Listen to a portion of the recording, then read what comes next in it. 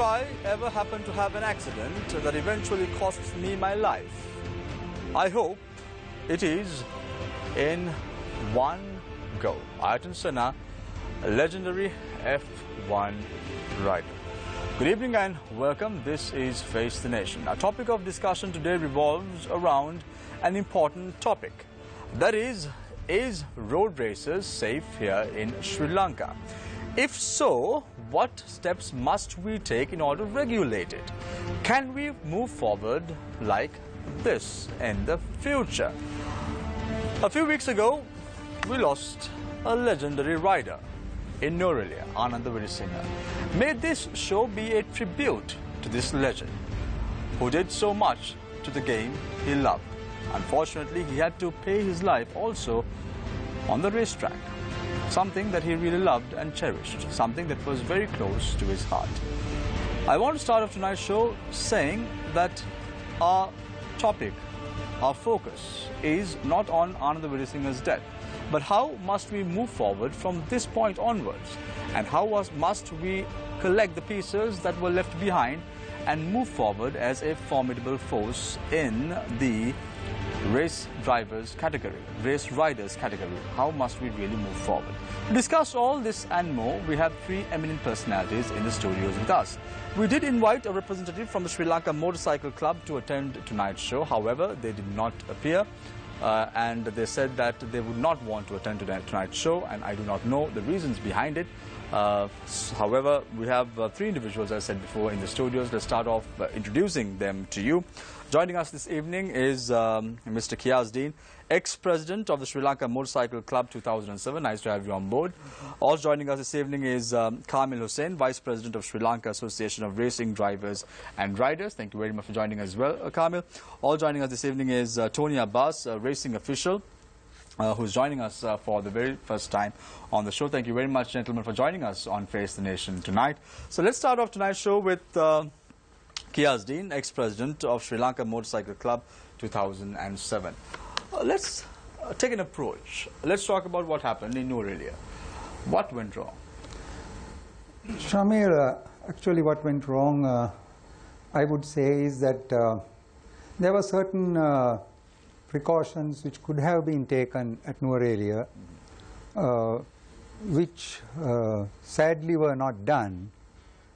And this, I think, led to Ananda Virasinghe's sad loss, where, you know, in the last show which I appeared at on the Sirasa, I actually reiterated the fact that there has been a chicane. This is actually a very critical issue where, you know, this Norelia road race has been conducted for the last almost, I suppose, 50 to 60 years. And the standard of racing has gone up and up as the years pass by. But the point is, say, during the last 10 to 12 years, we have had 3 instances where we have conducted this race, the road race, tampering with the what I call a chicane. A chicane is actually it's something like a road barrier which is placed across the road by movable tires, in other words, to slow the pace of the event, which is actually a critical factor in regulating the speed and also spacing the competitors. So on the last 3 occasions that we have tampered with this chicane, sadly we have had 3 deaths. So this is actually, as I would say, you don't need a rocket scientist or anybody to come to a conclusion that this chicane has played a very critical part in safety of this road race. However, when you really look at it, Kiyaz, the issue that is at hand is the fact that this has been going on for the last 60 to 70 years, and you have 3 deaths. Is it really apt for us to say, okay, this is it, enough is enough, let's move forward? Is that a clear judgment to make? In other words, what do you mean by to call the race? I mean, call the road races off completely because of the deaths that we have. Yeah, I think that is a fact to be considered by the controlling bodies, etc., because we have had an experience of having had road races in Ratnapura, where we have had casualties, and then we have had a road race in Gaul, which also resulted in a casualty. And then we have had this road race continuously in Norelia, which has now concluded with the third fatal casualty. So I suppose now Ratnapura, Gaul, with the deaths, it was called off. There was no more road races. But also there's another fact which we must also consider. We have had a road race in Colombo, which was a night race. Now there, you know, there is a sort of a level of safety which was put into effect in the Colombo night race, which was lacking in probably the other places. That probably. Are you trying to say that road racers should come to a standstill, or are you saying that precaution measures should be taken and ensure that the safety of the riders are protected and safeguarded? Yeah, road racers, I would say I don't recommend having any road racers as such at the moment, because the Norelia road race is the only race which has been conducted year on end in Sri Lanka. And unless, you know, safety measures are drastically improved and speeds reduced, etc., which will not be very favorable with the drivers and riders, I have actually a negative lookout for conducting road races in Sri Lanka. I'm quite surprised, because you were also organizing these races over the last few years. Yeah, and something correct. coming from an individual like you stating that, let's stop road races now. Won't that really stop individuals to open up and look at the future positively and say a young person wants to be a future prospect in road racing? Yeah, and that closes the door for him, isn't it? Yeah, I'm quite surprised, because you were also handling these races for Absolutely. 3 consecutive years. Fact is that I do accept that we ran these races. Now actually I was the clerk of the course during the last preceding 4 years, and we ran these races at very, very grave risk. We actually took a very, very big risk in running these races, which I had in mind all the time, which we used to discuss and consider, because we had actually one of the most great concerns we had was for the spectators. You know, there was a grave risk of running this event as far as the spectators were concerned, because we were actually putting them into grave danger in the way the race was being conducted, where we had no choice. Thank you very much. We will speak to you in a bit when the Q&A begins with our journalists. I want to move my attention now to Tony Abbas, a racing official.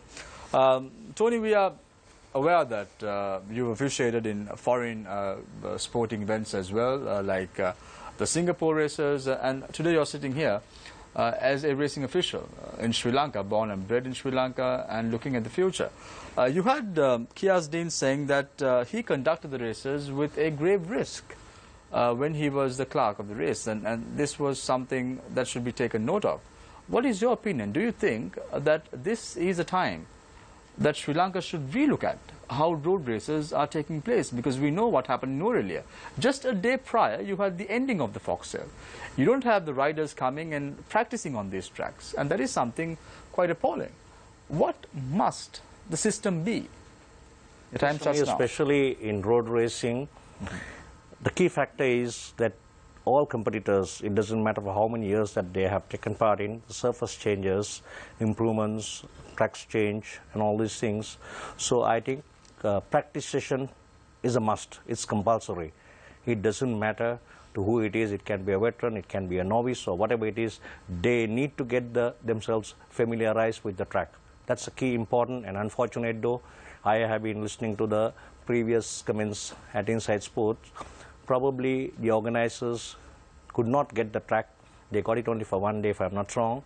So unfortunate though, this may be the reason why the competitors were not given an opportunity to get themselves familiarized, which I think is a key violation, and the competitors should have stood by for it, and they should have asked for a free practice run to get themselves familiarized.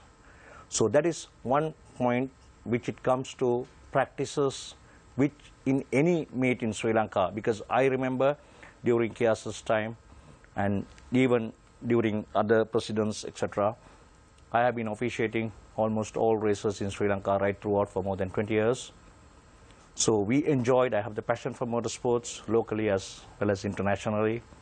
So unfortunate incident which took place where we lost the legend rider, may his soul rest in peace, our dear loving friend Ananda Vidisingha. But the thing is, talking about this time there was an improvement in Norelia. Everybody was talking about the Armco fence. I was just going through documents and all these things, and I remember during my time in the federation, I got an opportunity of taking 2 riders from Sri Lanka to take part in Sendai, one of the Asian rounds. There too in Sendai, one of the closed circuits owned by the Yamaha company, I saw these Armco fences right down the track.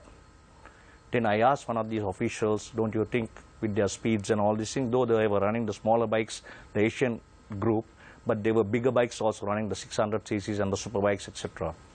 They said, there's nothing to worry. He personally took me to one of the places.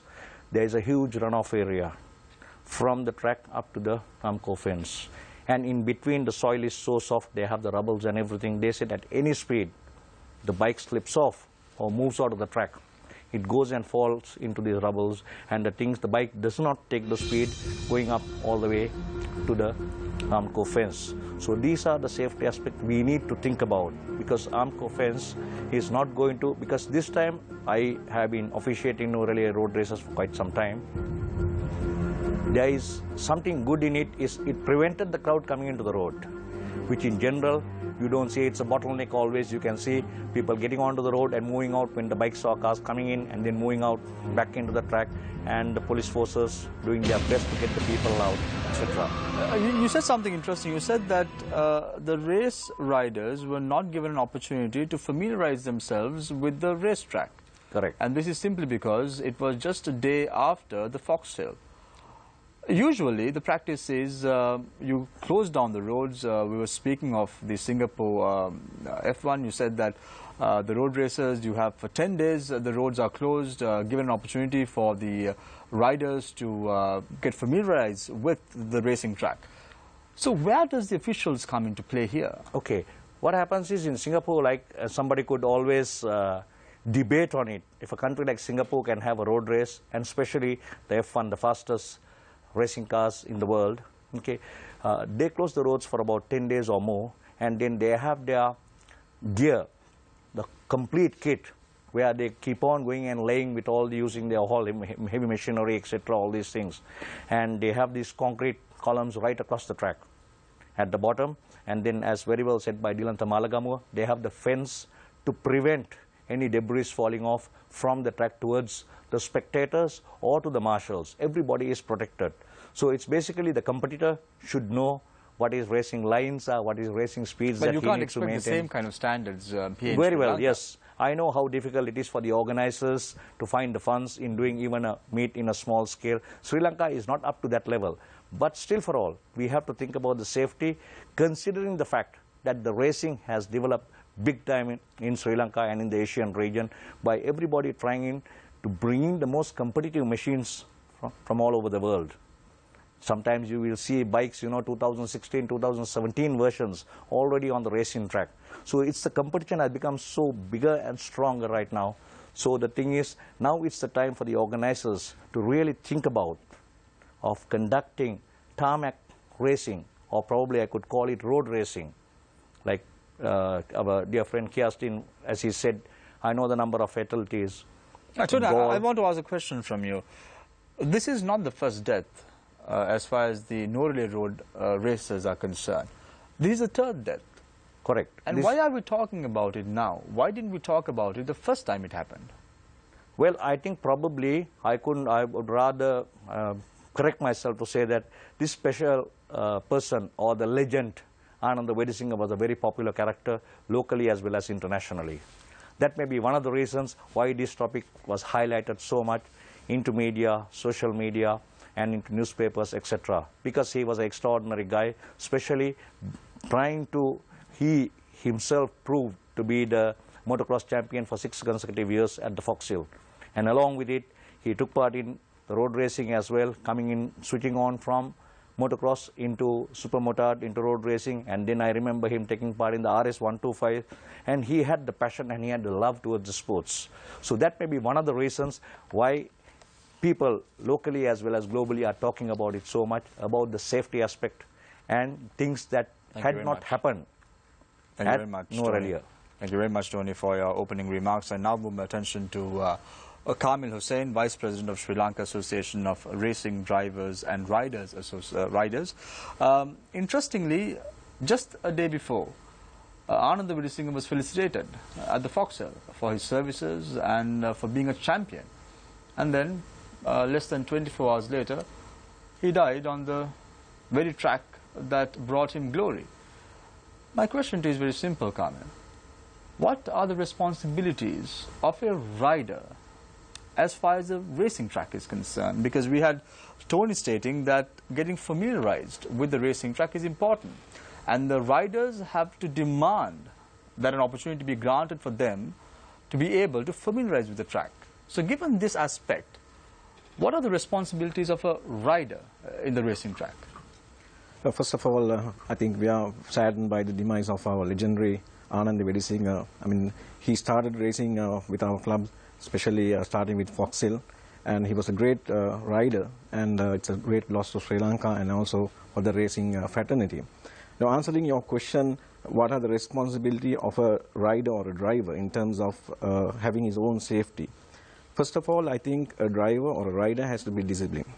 This is number one. If you try to not invest in your machine, in your safety equipment, and also your other areas of safety aspect, then of course you are going to pay a price.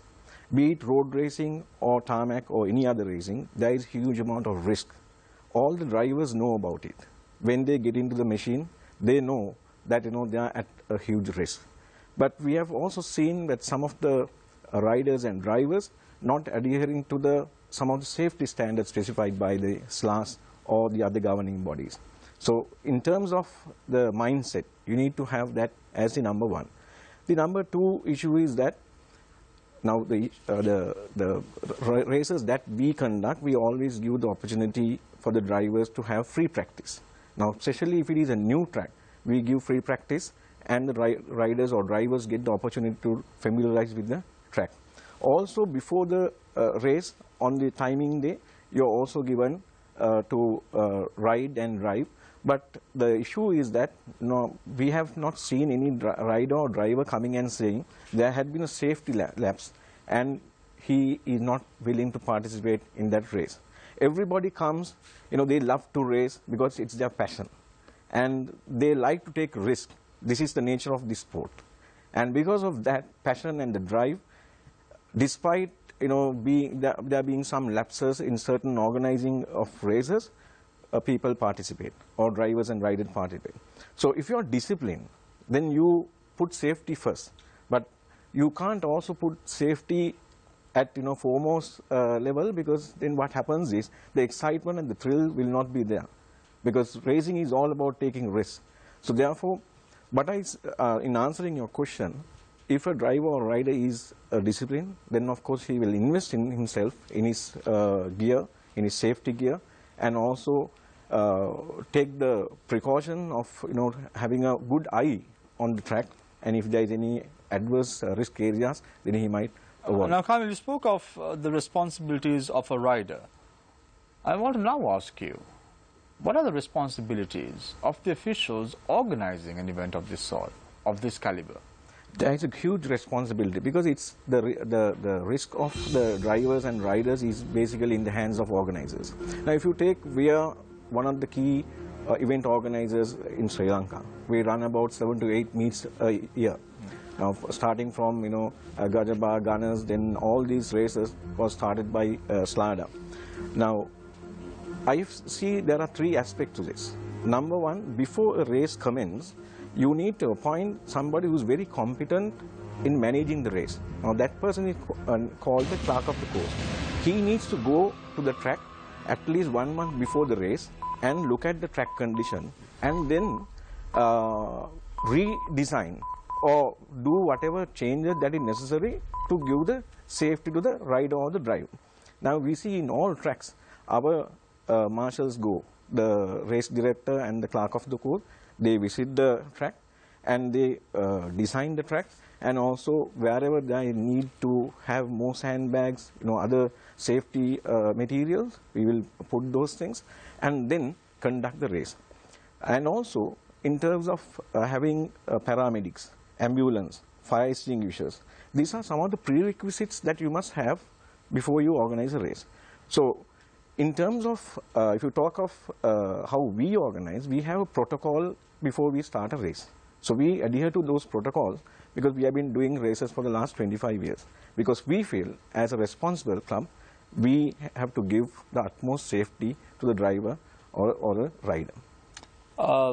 Kamil, just before I open the floor for questions from our journalists, one of the issues that have cropped up is the fact that when Ananda Vilasinghe crashed in Norelia, the ambulance came quite late, 28 minutes later. And the ambulance did not even have a paramedic. It was an ambulance attached to the fire brigade of the country. Is this permissible? Can this be done? Well, since it's a very controversial subject, I also don't want to go into it, and also there is inquiry. No, what sort of ambulances are we looking at? Okay, let me rephrase that question. What sort of ambulances must you have? You need to have a fully geared ambulance with a doctor and paramedics. A doctor is a must, because he will know exactly how to handle.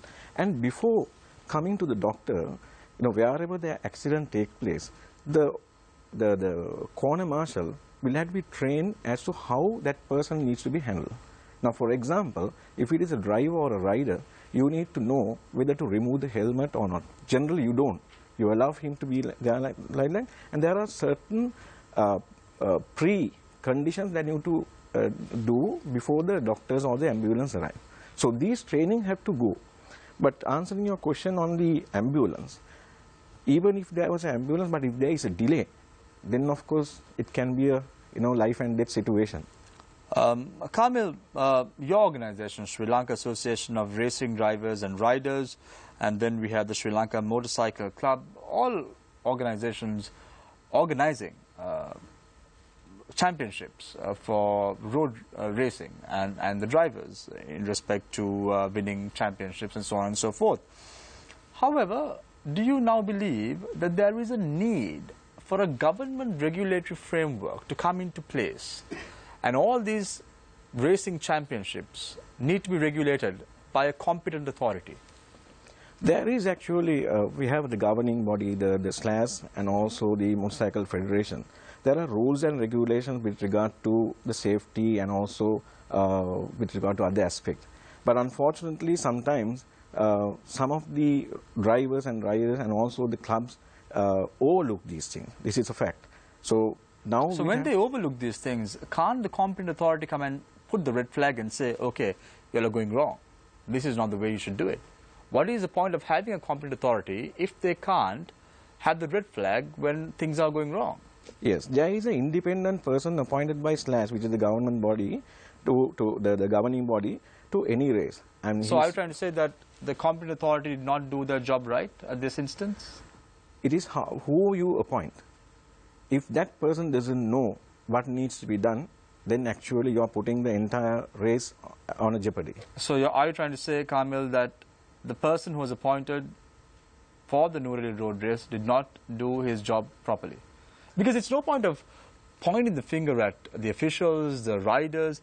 There should be someone who should take the hit at the end of the day, who should take the ball and say, okay, I am responsible for it. Right now what we're seeing is everyone is palming off. And this is not doing justice to the aggrieved family and those who are involved in the race itself. So who should be held responsible? I know, Kamil, I'm trying to put you on the spot here and asking you who is responsible, but there needs to be someone responsible. In your opinion, who do you think is responsible? Well, I don't think any club organizes races to have this kind of situation. Absolutely, spot on. Everybody. It's all done with the sporting spirit in mind. Yes, yes. They organize these races in good faith. But unfortunately, Ananda's incident took place. And we have seen in social media there had been some lapses in terms of managing that situation. But I believe that's the fate that Ananda carried, and that was it. Since there is an inquiry going on into this incident, I don't want to comment because let the inquiry panel, come into a judgment, because they'll have a better understanding. They'll go into all the details, who was appointed as the clerk of the course, who was there as the last stewards, who overlooked, and all that. So we need to look at different aspects, different perspective before coming into conclusion. Thank you very much, Kamil Hussain, Vice President of the Sri Lanka Association of Racing Drivers and Riders. Thank you very much, gentlemen, for joining us this evening. It's an important topic to discuss, and we assure you that we will not point fingers at anyone and say this person is at fault, but it's trying to shed some light to the issues at hand. How can we improve ourselves and move forward? So let me introduce our journalist this evening. On to my immediate left is attorney at law Sonali Vanagabaduge, and also on to my far left is Chaturanga Haporachi. So let's start off tonight's show with Sonali Vanagabaduge. Thanks, Shamir. Mr. Hussain, my first question is to you. Since this is a bit of a technical and a niche area, I'd like to ask this question as a sort of precursor. What is the role of the Sports Ministry and also the Director General of Sports in ensuring that this sport is governed in a proper, appropriate, efficacious manner? Yeah, the governing body is under the Ministry of Sports. So that is a fact. And the governing body consists of, from different clubs. So there is a president, vice president, and the rest of the committee who actually governs the sport. So I feel the governing body needs to play a vibrant role more than this in terms of managing the races. So its role that it currently plays is not appropriate, or it's not sufficient? Is that what you're saying? I say they need to get involved more and have the regulations proper, and also to ensure that these regulations, there are a lot of regulations right now. Safety aspects are defined. But whether the adherence is there, the compliance is there, is a question. So the official who comes representing the governing body should be a competent person who will come and really understand, okay, there had been a lapse, and to put a full stop and say, okay, this race we are not allowing to run. How are the competence levels at the moment in the races? The issue is right now we don't have a governing body because the elections are in process. So the body is dissolved at the moment? Yes.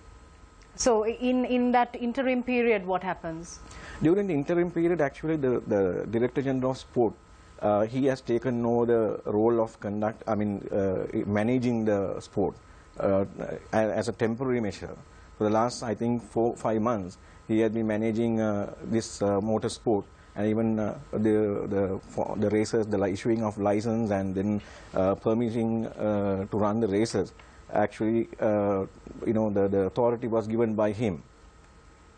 Right. Mr. Dean, how do you view this? What role do you think that the Sports Ministry can play in ensuring that the sport is better managed? Yeah, actually, Sonali, the fact is that, this is most of these operates really on trust, where actually it's very difficult for the Ministry of Sports or the Director General, who does not know very much about the motor sport, to get involved in it and then sort of regulate the sport as such. So are you saying that there aren't any officials with technical knowledge in No, the there is. That is why the Minister has appointed the Director General, and then we come down in slabs, where then we have an appointment of a body called SLAS, which is the Sri Lanka Association of Motorsports, and we have another federation for the motorcycles, which is called the FMSSL. Now, they are supposed to govern the sport as such, without involvement by the Director General or the Minister or Ministry. And we have under the National Sporting Regulation, there are specific guidelines which races should be conducted in Sri Lanka. Right. And based on those, these controlling bodies issue a permit. Now, to get that permit, we have to submit what we call a supplementary regulation, which is actually in the form of a booklet, which has all the rules and regulations which the club is bound to.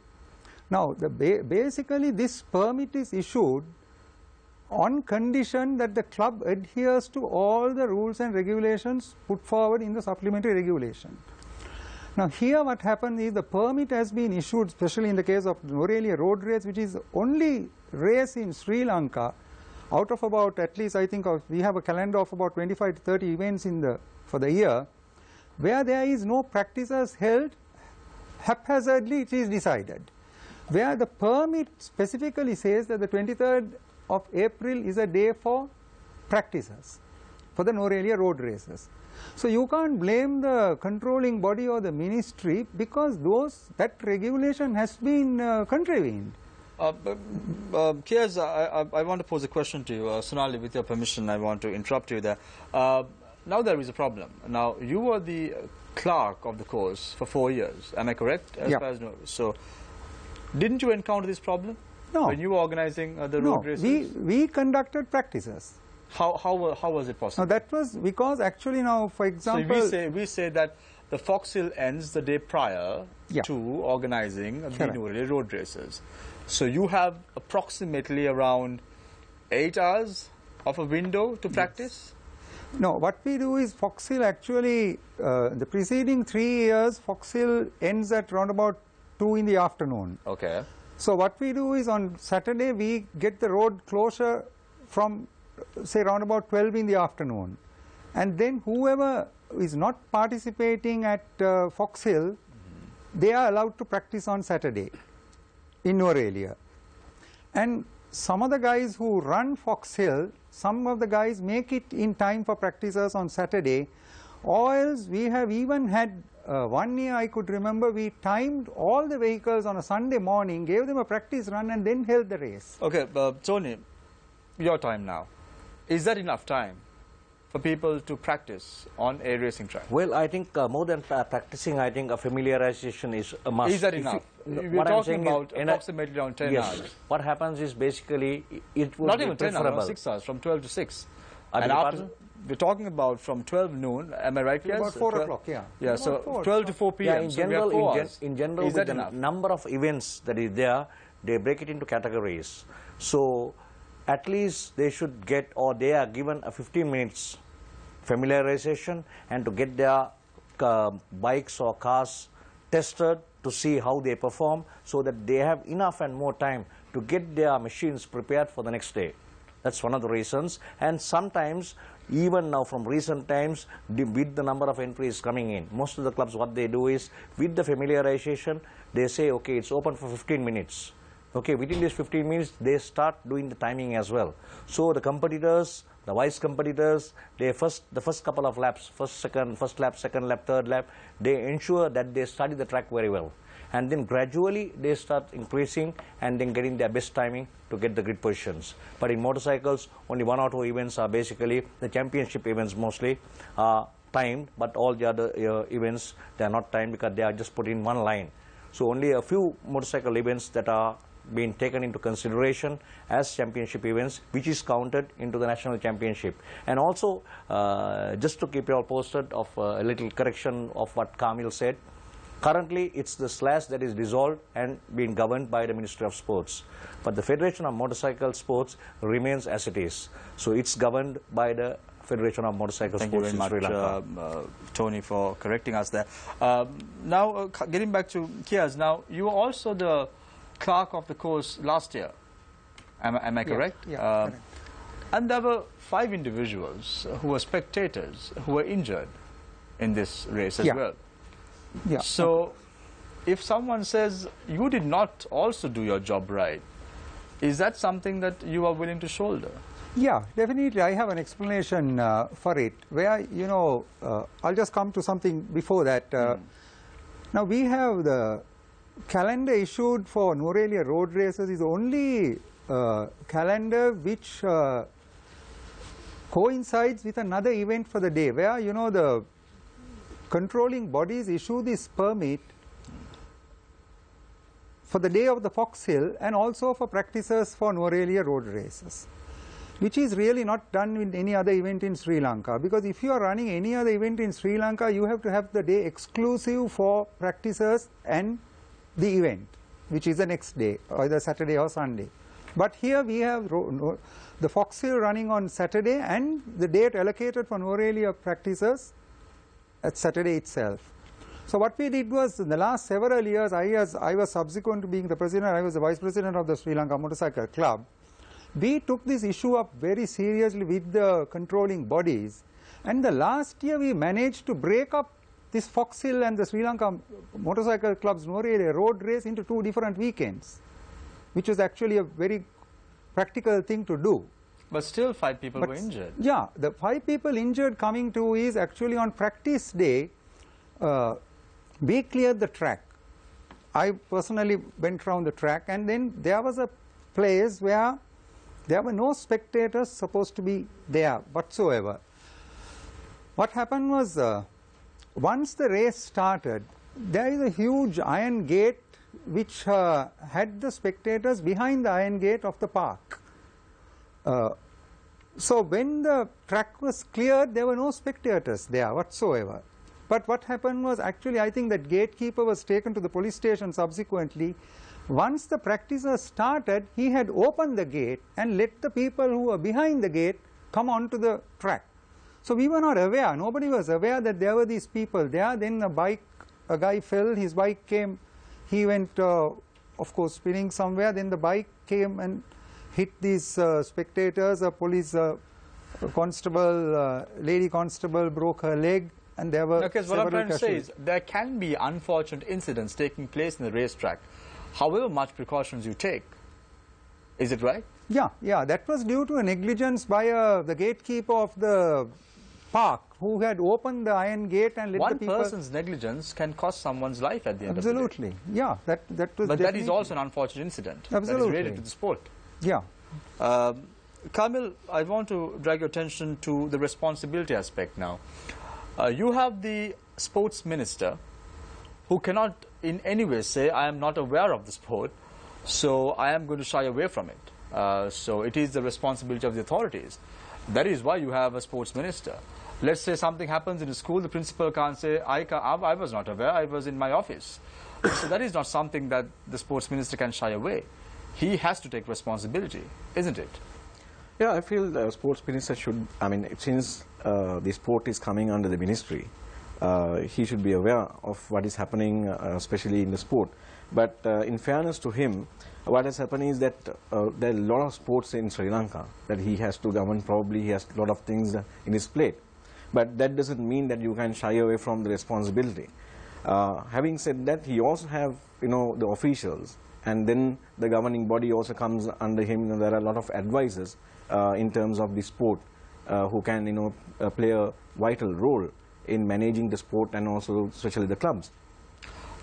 Tony, when you have officiated sporting events across the world, what are the distinctive differences you see from the Sri Lankan sporting events, in particular the road races? Where are we going wrong, honestly, Tony? Yes, I think it's basically the officials. If we go to talk about, it should be trained officials. And for example, if you take the F1 meets, like in most of the parts in the world, like in Australia or like in India, it's a closed circuit meet. But both the tracks, for example, in Singapore or in Australia, these are public places. Singapore is, they run it on the road, but then they close and make it a closed circuit. Australia F1 in Melbourne, it's in the Albert Park. Once again, they design it to become a closed circuit. So this is the difference, and the areas where I got an opportunity to officiate as a F1 marshal representing Sri Lanka with many more of our colleagues in Sri Lanka. In my sector, we had approximately around 24 to 23 marshals, and everybody was designated with their responsibilities or duties as such. You speak of 23, 24 marshals. Do we have the capability to have 23, 24 marshals? Because we are talking about level of competence, knowledge, skills, and abilities. Correct. Do these individuals in Sri Lanka have the capability to become a marshal? Well, because you had Kiaz saying that he had a gatekeeper who opened the gate and sent the people in. So, but that was, I think, something not related to the racing. I think gatekeeper in a park. Yeah. So that was kept closed. Unfortunate though, that gate was open where the public started just coming in. But all the key officials in Sri Lanka, I think even this year for Singapore, there are so many officials who will be flying across to Singapore to officiate Sri Lanka, thanks to the Ceylon Motorsports Club, who is affiliated with the FIA. They have their train sessions along with the key professionals, and we were trained as well prior to going and officiating these events. So we get a training of what needs to be done as a track marshal, as a flag marshal, or whatever it is. So we know what we stand, and only upon their recommendations that we are permitted to go. Mr. Dean, I want to ask you a question. As Shamil said, this topic is being discussed for the first time on our show, and we like to talk about topics relating to economics, politics and things like that. So I want to ask you a money-related question. This sport that we're talking about, the motorsport industry and the bike racing industry, they are very expensive sports. There's a lot of machinery involved, millions of rupees involved. Is there an allocation from the governing body or from the organizing authority for these safety precautions from the budget that you all allocate? I'm asking you because you were also involved in organizing this particular race that we are talking about. No, we don't have any allocation whatsoever. It's the, actually now most of the closed tracks in Sri Lanka managed by the Sri Lanka Army, or then we have about 2 private tracks, which is Mirigama and Pannala, which there is ownership. Yes. And then we have a track at Katakurunda, which is managed by the Air Force. And then we have the latest track, which the Navy. Yes, those are managed by these particular all owners. the expenses, everything. But this is different. This is done on the road. Yeah, here what happens is money is to an extent pumped in by the municipal council, because they get most of the proceeds out of it. And they are one of the biggest stakeholders who want this race run, because there's a lot of money to be made by the council yearly, which they coincide with the celebrations during the Norelia season. And then also the club too benefits, there's no doubt about it, financially conducting this. So safety precautions are actually most of the, say, sandbagging and so forth is done by the municipality and also club coming in. But the bottom line is, from the budget that you all or the organizing body dedicates for this race, there is no allocation for a safety precaution as per your knowledge. Yeah, nothing from the ministry or the government or thing. It's right. We have to. Mr. Tony, I want to direct a question to you as well. Now, we know when it comes to other matters like obtaining an ID card or the license, there are certain criteria that you have to complete. When it comes to these races, is there a criteria that is set, you know, anywhere in a constitution of one of these governing bodies or the organizers? Does it say that these precautions should be there at the very least for this race to, you know, go forward? Is there something that is written? Yes, most of the races in the country currently have been continuing for several years. So as a result, as very well said by Kamil previously, if it's a newly built track, it has to be scrutinized in Sri Lanka, or the approval has to be given by the governing bodies. So we have the governing body for motorcycles, which is the Federation of Motorcycle Sports in Sri Lanka, and as well as for cars, it is the SLAS, which is currently dissolved and under the governance of the Ministry of Sports. So these people have their basic regulations. When a track is designed by a newcomer, whoever it is, an organization or a sporting club, they inform the governing bodies. If they are running, there are certain tracks where they do only motorcycles, which they do. So they will have to keep the Motorcycle Federation informed that we are designing a track of this nature. Please come and inspect us and guide us. So the Federation also, which is affiliated to the FIM, which is international, they have their guidelines of what needs to be done to give them approval for a basic track. Number one is they think of the designing of the track and the competitor's safety. Right. Especially, as I told you earlier, most of these casualties or fatalities always happen only on tarmac racing in this country, especially on road racing, okay, not on gravel meets. We have basically a few, 1 or 2 casualties, just a car running across the frames, but then we have not had any such serious casualties or fatalities in gravel racing in this country.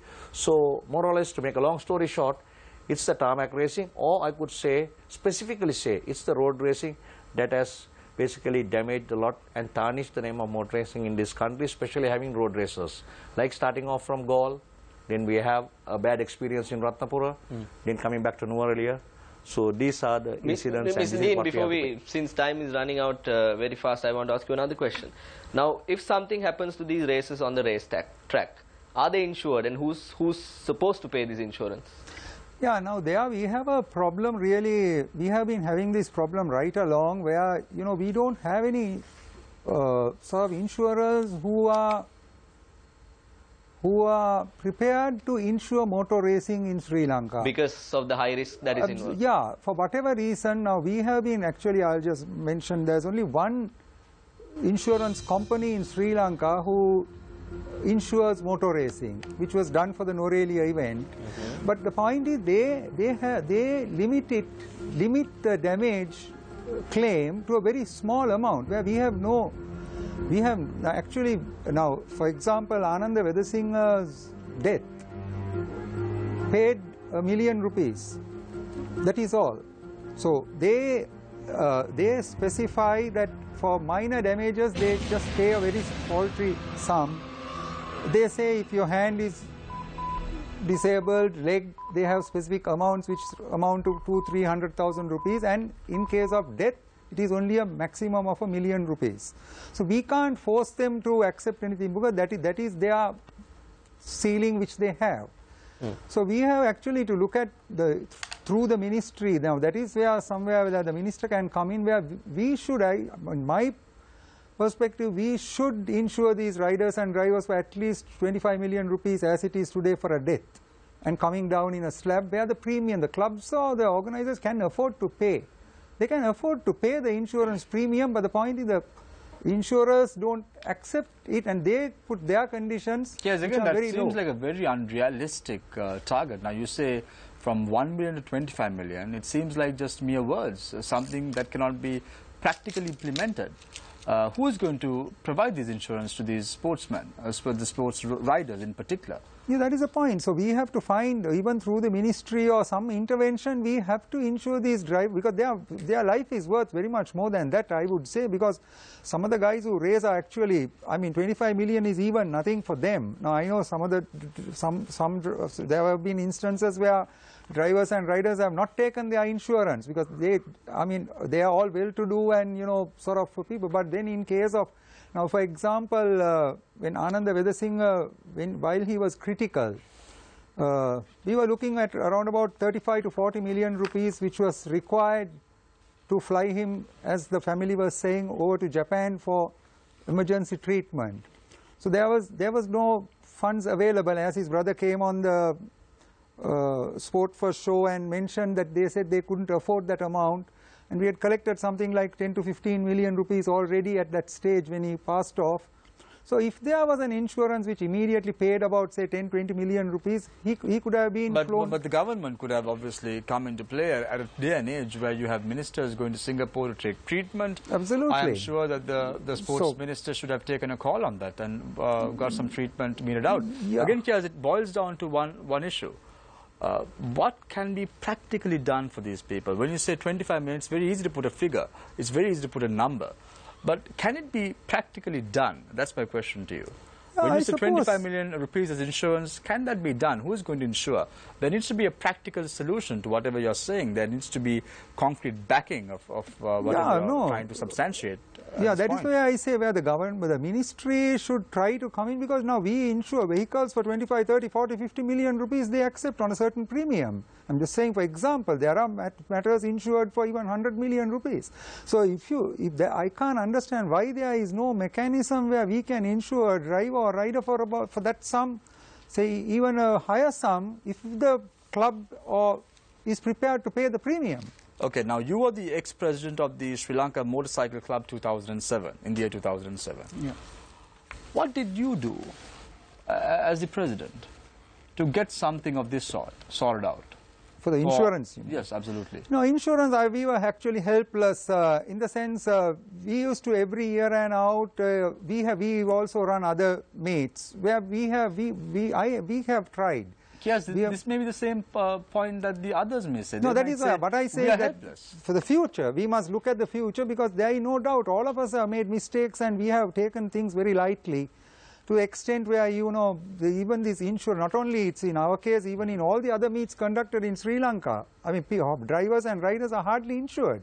There's now nothing worthwhile being done, and obviously, at least for the future, we must look at some mechanism where we can insure these drivers and riders at least for a substantial sum, which will probably at least meet their medical expenses. Thank you very much, Kiasdeen, the ex-president of the Sri Lanka Motorcycle Club 2007, for joining us. Thank you very much, Kamil Hussain, as well as Tony Abbas. We just finished 2 rounds. We're going for a short commercial break. When we come back, it's the start of the 3rd round. We're talking about the future of motor racing in Sri Lanka. Road races, must it be now coming under a regulatory body, a proper regulatory body, a proper competent authority? All this and more after a short commercial break. Stay connected. Stay with Face the Nation.